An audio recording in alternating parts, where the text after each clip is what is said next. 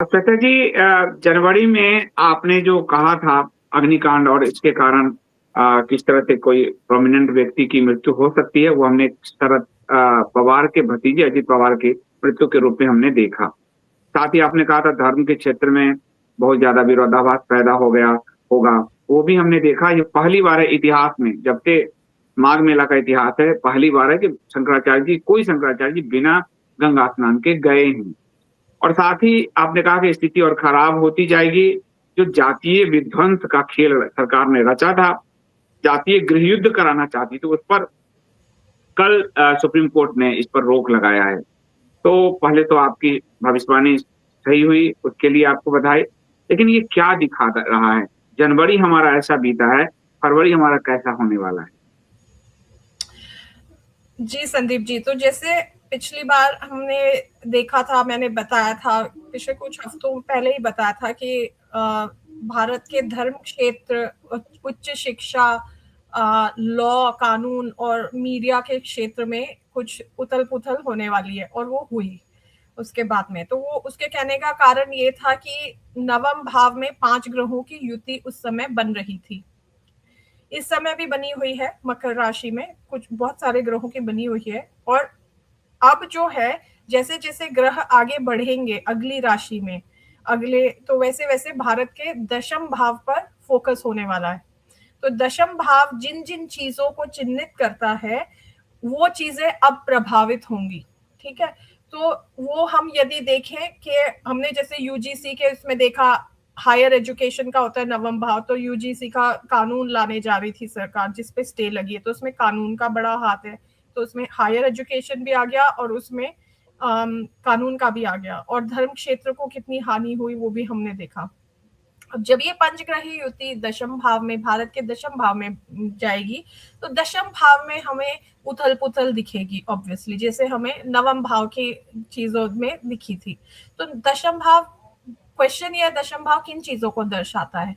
तो जो प्रोमिनेंट चीजें जो दशम भाव दर्शाता है वो है, अच्छा, पंचग्रही युति 23 फरवरी से 1 मार्च के बीच स्पेशली बनेगी। तो पहले भी 4 ग्रहों की युति, ठीक है, तो पर पंचग्रही युति स्पेशली जो बनने वाली है वो 23 फरवरी से 1 मार्च के बीच है। पंचग्रही युति दशम, भारत के दशम भाव कुंभ राशि में बनेगी, जो दर्शाती है prime minister, head of state, party in power, देश की जो साख है, देश की रेपुटेशन है, नाम है, उसको दर्शाती है। ठीक है, रूलर की रेपुटेशन, जो जो शासक है उसकी रेपुटेशन को दर्शाती है।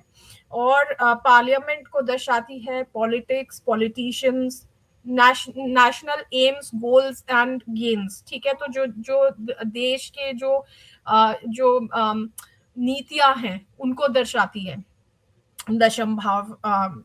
जैसे अब यूजीसी का ये कानून लेकर के आए थे कि हमारा ये एम है लॉन्ग टर्म कि हम ये करेंगे।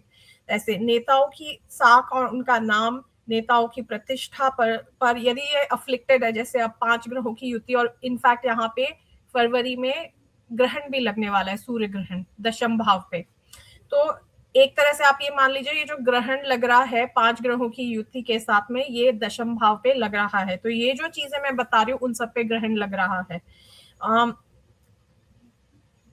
अच्छा, इसके साथ ही डेथ ऑफ अ रूलर, ये मैं नहीं बोल रही, ये मेदिनी ज्योतिष का सिद्धांत बोल रहा है। ठीक है, कि लोग बोले कि मैं बोलती हूँ और ऐसे हो जाता है, या मैं चाह रही हूँ, हम ऐसा नहीं चाहते। ठीक है, डेथ ऑफ अ रूलर है क्योंकि सन, सूर्य ग्रहण लग रहा है, सन डेफिनेटली अफ्लिक्टेड है, राहु को क्रॉस करेगा सूर्य, तो सूर्य पीड़ित होगा। तो death of a ruler government की हार, सरकार की हार दिखाता है ये, और डेंजर टू द गवर्नमेंट भी बताता है।